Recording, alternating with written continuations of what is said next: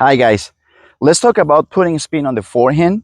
Starting, let's say, either whether you're a beginner or an advanced, beginner, intermediate, or advanced. If you want to put more spin on your forehand, the one thing that you have to pay attention is where is your racket finishing? How is that racket looking when it goes in front of, when it crosses in front of you?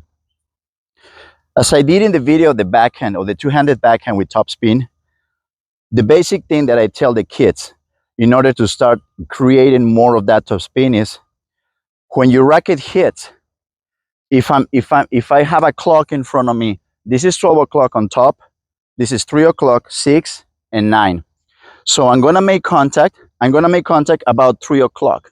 And when you make contact, that racket is gonna go towards 9 o'clock here, but going this way, crossing 12 with the head of the racket first. You don't want to bring them together, the grip and the head of the racket. You're gonna go with the head of the racket first, and you finish towards 9. Now, if you notice, I can see my strings from here.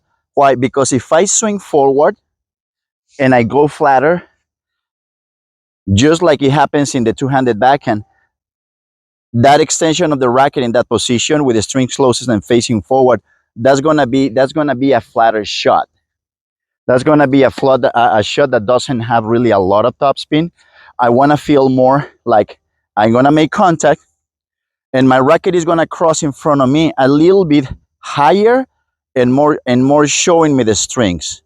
Not here, closing and seeing the side of the racket, but more higher and more open. It's gonna show him the strings a little more. So when you bring that racket in, you go from here, the flat one, to here.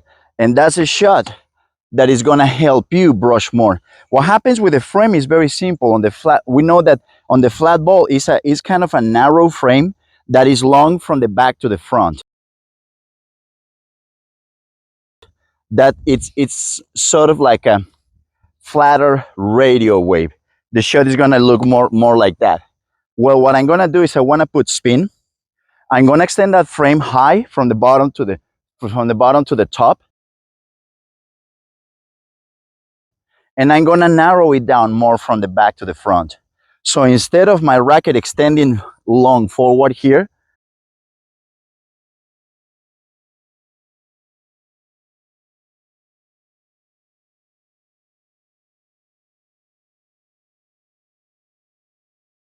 that racket is gonna finish. Let's bring that frame, narrow it down. From here to here, it's gonna go up. And it's gonna go lower down here. So it's more like a rectangle that is facing this way for top spin. And if I draw that rectangle and I narrow it down, it's gonna be long to the side. That's the aggressive one. If you pay attention to the racket, bringing it on the clock, going around, making contact, and hitting it, bringing it towards 9 o'clock, that is gonna help you brush the ball. That's an easy way to remember. Now, one thing that you need to know is many times we see the shots flying long, and we have to pay attention to the elbow, how we finish. If my shots are going long, if they're going long or they're going flat, usually you're gonna have the elbow finishing a little bit lower, more aggressive finishing here. That's a more aggressive shot. If I bring the elbow higher, that ball is gonna pick up. You're naturally gonna hit a ball that is higher, but if you wanna be aggressive, go high, kind of Nadal style, the high ball with plenty of top spin over the net. What you wanna do is you're gonna go the elbow high, and the tip of your racket is gonna finish pointing down. So that makes you brush and carve that ball even more. It becomes a very heavy shot with a lot of penetration. We want a ball that is heavy and it's gonna bounce high, and even if it bounces close to the service line, it's gonna kick up. We don't wanna get it. We don't wanna take so much speed off of it that the ball is gonna get too spinny. It can have a lot of top spin, but it has no penetration. That is just a shot that it gets here perfect to be attacked.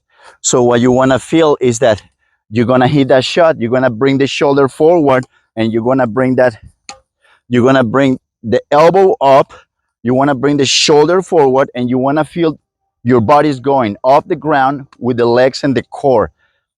Like I always say, it's like throwing a punch, throwing a football. You have to feel the big muscles working, and that's what's gonna give you more power and more spin on the shot. An easy way to practice it, I always start, especially with the beginners, I always go with reverse engineering. Let's start really short, close to the net. You go from here, and you're gonna start in this position, like they say, petting the dog, but even lower. And then from here, you're gonna drop it low, and you just wanna do that. Because what you want is your arm to get used to doing that doorknob. The doorknob is what gives you more spin. It's not really going down and up. It's more the feeling that you're rotating the forearm. So you want to pay attention to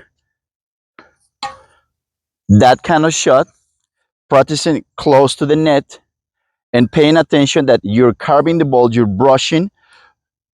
And I like to say, when you brush, you got to feel like you kind of wrap it up. You don't want to feel just like, okay, I'm hitting it and I'm brushing. No, you gotta feel a little bit like it's almost like you're keeping that ball in your strings and wrapping it up a little bit. And as you start practicing from down here and you start extending your swing little by little as you can control it, you're gonna notice the difference that you start brushing more and putting more spin on the shot. Now, one thing that you have to pay attention to is the sensation. Whatever you're practicing that you're doing wrong in your swing, let's say you're probably hitting too flat. When you practice, you want to really emphasize on doing what you're doing wrong. If you're hitting too flat, I'm doing this. I'm doing this. Okay, I need to go more for that. Bring that racket around you, and you gotta focus on this. You emphasize doing it wrong, and then you do the right one, because what you want to do is don't get instructions, don't get a list of instructions to fix the things that you need to fix on your game. Find the difference and focus on the sensation of doing this and the sensation of doing this. Do it in a short swing and slow. Why? Because that's how the body memorizes and notices the difference. That's how the body's going to be able to say, hey, you hit the ball and you feel right away, there was something wrong. Yeah, this was it. Or I didn't bring it high enough. Or I'm keeping the ball close to me. Whatever you're doing, grab both the wrong way to do it and the right way that you're working with, and you want the body to memorize both. So that way it's sensation. It's how it's feeling that you got to do it. Now, the body's not gonna record it. It's not gonna be able to work with it if you do it fast. If you do the full swing and you do it fast, you're doing this, and I want you to do that. It's gonna be very difficult. It's like telling your mind, come on guys, I'm gonna show you something, and your body and say, look at the screen. I'm gonna show you what we're doing, and we need to change that. Okay, show me. And you're like, here we go, ready? Shoom. And it's like, I want you to go from this to this. And it's like, what is that? You gotta go slow. You gotta go real slow. That's changing habits in your game. It always has to start slow with your body. Always, guys. Make it short. Boom. This is what I want to do. This is what you're doing over and over. And one thing is, you don't have to get on the court to practice that. If you're doing something wrong with a swing, with a ground stroke, you got to focus in your bubble, meaning focus on how you're hitting the ball. It doesn't matter where the ball goes. This thing always distracts us. You can be working and know perfectly what you're supposed to do, but because you're so focused on this thing, that the moment this gets into the equation, that you start missing or not paying attention to what you're doing with your swing. So if you go home, you can be at home every single day, do 5-10 minutes of shallow swings. Okay, this is what I'm doing, this is how I have to do it. That is probably going to work even better than doing it at a court, because you can do 100 or 50 repetitions in a few minutes. On the court, you have to be hitting and hitting 1, 2, 3. Okay, let's play another point. Or or you need to go and get the ball machine. Shadow swings will do it. Then you go and practice on the court. But do plenty of shadow swings at home, and that will help. You have to visualize. You even if you close your eyes, that's even better. But if you focus inside your bubble, you focus on your ground stroke, on the swing, you don't even have to worry about the ball. Believe me, that shot is gonna be taking care of itself. You're gonna find yourself hitting the ball better, better, better, more consistent. And one of the things that you're gonna notice is that when you miss, your margins of missing, they start becoming smaller and smaller. Okay? So I hope it helps, guys, and I'll see you next time. Thank you.